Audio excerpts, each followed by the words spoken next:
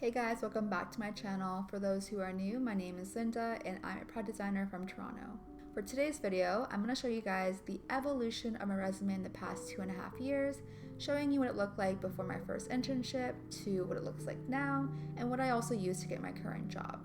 So this will be more of a show and tell video to show you guys my progress rather than a tutorial, although I'll be showing you guys some tips and tricks along the way, so hopefully it's helpful in one way or another.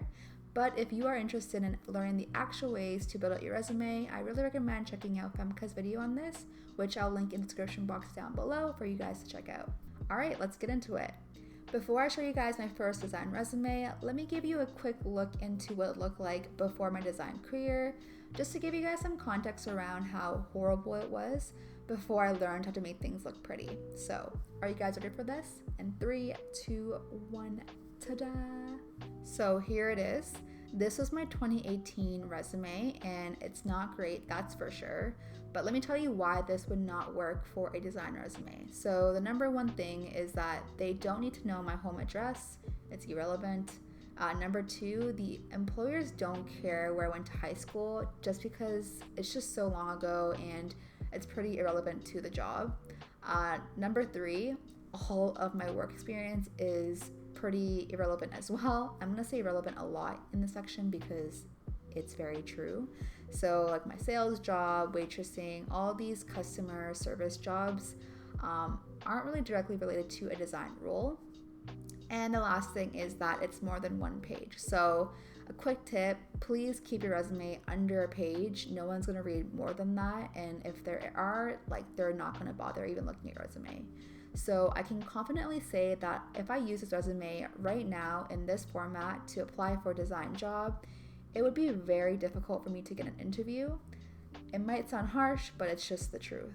So now that's out of the way, let me show you guys what my first design resume looked like.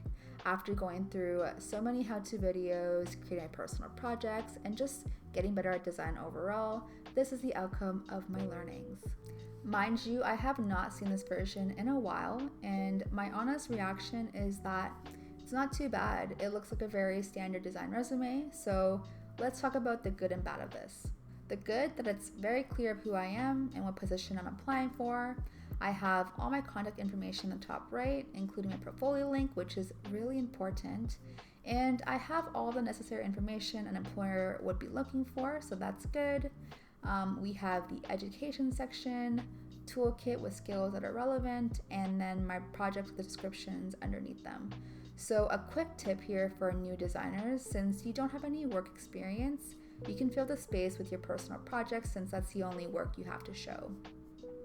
Overall, it's clean and it's under a page, which is what I like to see. So now let's get into the bad.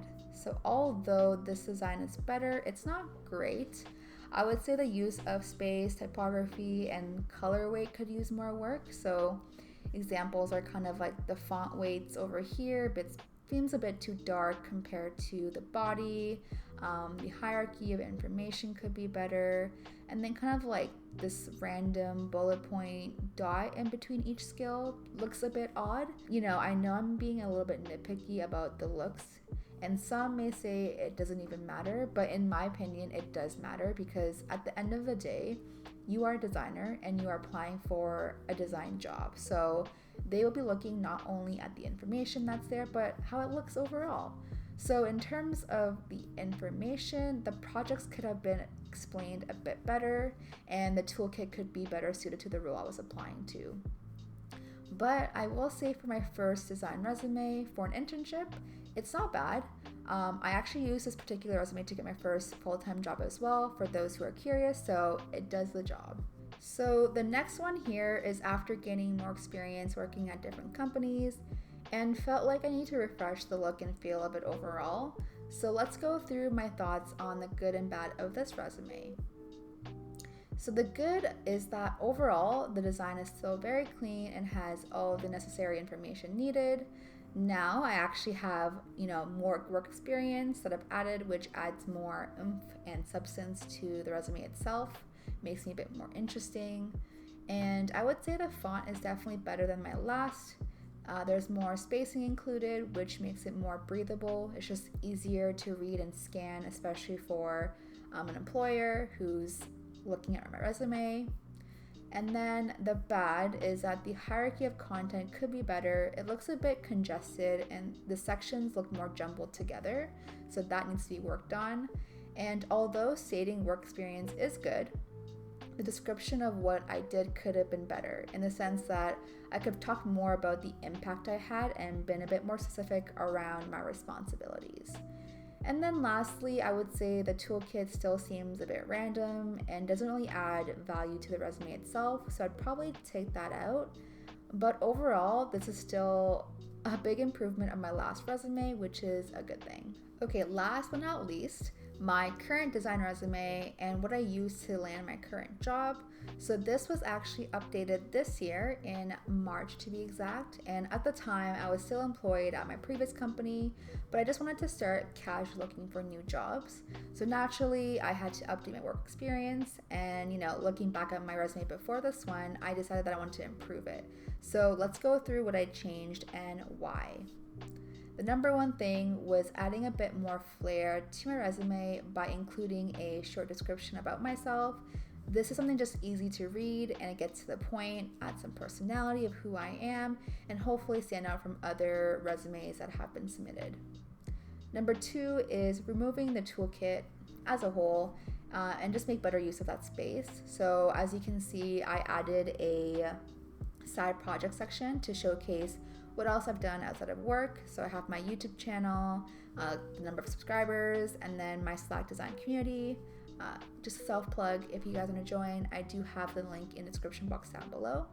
Anyways, this just shows what I've accomplished on my own outside of work, which is good to show. Number three is being more specific around my role and responsibility for the places I've worked. So in my experience section, I gave it a bit more substance and explanation around what I actually did and accomplished. Tried to stay away from being too vague in this section here. And the fourth thing was just to improve the overall design, the UI of it. So using accent colors to separate sections, it's easier to read, and spacing things out more. That way, again, it's more breathable and just easy to scan as a whole. Now, what could I improve on this resume? To be honest, it's still so fresh that I'm not 100% sure, which is why if there's anyone watching and has any feedback for me, I'd be more than happy to listen and consider it for the next time I update it. But overall, I'm pretty happy with what I have so far. I'm not too sure if it helped my job search, but I know this has been the best one I've created so far, which should be a given. But yeah. So overall, I'm pretty happy with it, and hopefully once I gain more experience, I can add to it and make it better. So that's it. That's the evolution of my resume in the past 2.5 years. Personally, I love doing these videos because I get to see my own personal growth as a designer, and it does help with fighting imposter syndrome, which you guys can probably relate to. So hopefully me sharing with you guys has helped in any way that I can. But if you guys enjoyed today's video, please give it a thumbs up, comment, subscribe, and of course hit the notification bell to see when I post next. And I'll see you guys in my next video. Bye!